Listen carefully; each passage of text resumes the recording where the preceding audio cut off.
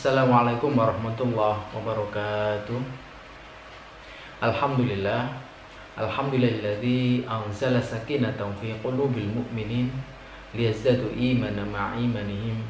Asyhadu an la ilaha illallah wahdahu la syarikalah wa asyhadu anna Muhammadan abduhu wa rasuluhu la nabiyya ba'da.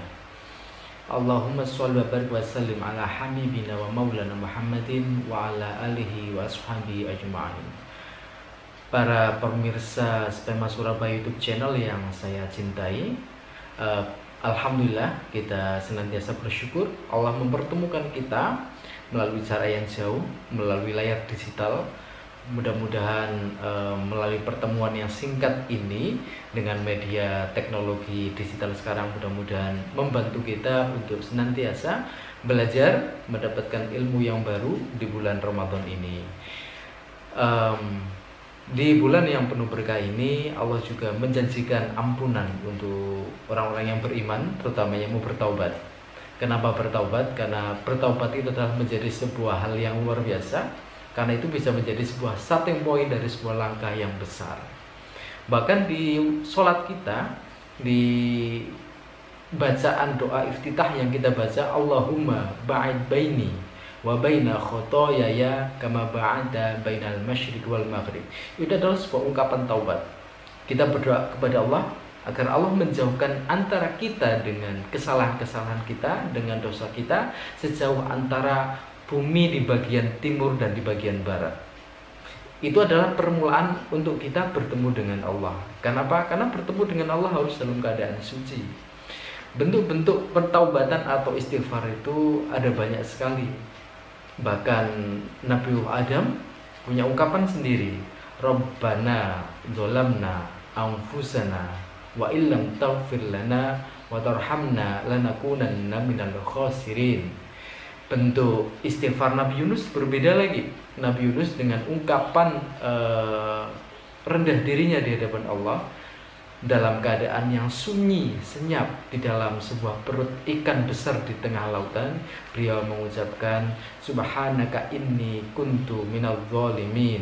Dengan penuh penyesalan beliau bermohon ampun kepada Allah. Meskipun para nabi itu belum tentu mereka berdosa, tapi penuh rendah dirinya itu adalah ungkapan bahwasanya mereka adalah menghadapkan diri kepada Allah dalam keadaan suci dan bersih.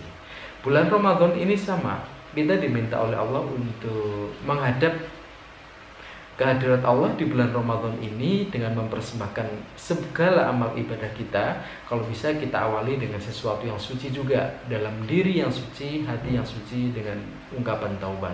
Salah satunya adalah dengan ungkapan istighfar, astaghfirullahaladzim, astaghfirullahaladzim. Di surat Nuh ayat 10 sampai 12 Allah berfirman, Faqul tustaghfiru rabbakum innahu kana ghaffara. Dan beristighfarlah, bermohon ampunlah kepada Allah, karena sesungguhnya Allah itu Maha Pengampun. Di ayat berikutnya Allah memberikan sebuah janji, dan ini penting kalau kita mau meraih sebuah kesuksesan. Yursilis samaa'a 'alaikum midrara. Allah akan mengirimkan hujan yang lebat untuk kalian. Hujan yang lebat itu artinya banyak, bisa berarti adalah sebuah kesuburan bagi petani, atau mungkin rezeki bagi orang yang ingin mendapatkan rezeki yang banyak, atau mungkin limpahan rahmat yang lain. Bahkan dipertegas lagi di ayat yang ke-12, wa yumditkum bi amwali wa banin, dan Allah akan menambahkan harta-harta, wa banin, dan anak-anak, sebanyak anak yang kalian kehendaki. Ini janji Allah. Jadi kalau ingin kaya, beristighfarlah. Kalau ingin kaya, ingin punya anak yang banyak, maka bertaubatlah. Artinya tidak ada kesuksesan yang bisa diraih tanpa bersama dengan Allah. Jadi mulailah segala sesuatu dari sesuatu yang suci. Mulailah Ramadan ini dengan hati yang suci, dengan senantiasa bertobat kepada Allah. Sebagaimana Allah sudah mengajarkan kepada kita melalui doa iftitah yang selalu kita baca setiap hari di setiap sholat kita, agar kita memulai sholat kita, perjumpaan dengan Allah itu adalah dengan sesuatu yang suci. Ada sebuah kisah yang dialami oleh umatnya Nabi Musa, yaitu kaum Bani Israel.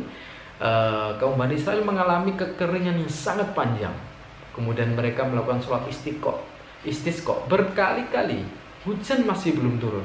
Akhirnya Nabi Musa bermunajat kepada Allah. Kenapa ini masih doa mereka masih belum dipenuhi oleh Allah agar diturunkan hujan? Akhirnya Allah memberitahu pada Nabi Musa, ada salah satu di antara kaumnya senantiasa berbuat dosa, dan Allah tidak akan menurunkan hujan sebelum salah satu orang itu, si pendosa itu, keluar dari lingkaran Bani Israel.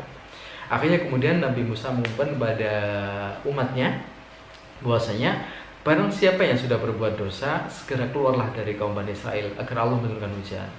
Akhirnya kemudian si pendosa itu merasa diri sangat berdosa. Dia tidak berani keluar dari kaumnya karena dia nanti akan dikucilkan dan dia nanti akan dicap sebagai seorang yang jelek. Akhirnya dalam diam berlinanglah air mata dan dia beristighfar kepada Allah. Tiba-tiba hujan sangat deras sekali sehingga membuat Nabi Musa terkaget-kaget, dan kemudian Nabi Musa bertutur kepada Allah, wahai Allah, ini umatku belum keluar si pendosa itu, kok tiba-tiba kau turunkan hujan? Akhirnya Allah berfirman kepada Nabi Musa, wahai Musa, dia sudah bermohon ampun, aku sudah mengampuninya, tidak perlu dicari siapa ya dia yang bersalah, yang pasti saya sudah mengampuni semua dosanya dan sudah aku turunkan hujan. Itu adalah sekelumit kisah betapa dahsyatnya istighfar. Jadi kita semuanya, saya mengajak saya sendiri dan juga pemirsa semuanya, mari kita bertobat kepada Allah, senantiasa beristighfar. Jangan lupa beristighfar ketika selesai sholat, atau mungkin di tengah rutinitas kita, mungkin kita bisa sambil beristighfar. Astagfirullahaladzim, astagfirullahaladzim. Demikian sekelumit kultum yang bisa saya sampaikan, mudah-mudahan bermanfaat. Selamat berpuasa, selamat mencari ridha Allah. Terima kasih. Wassalamualaikum warahmatullahi wabarakatuh.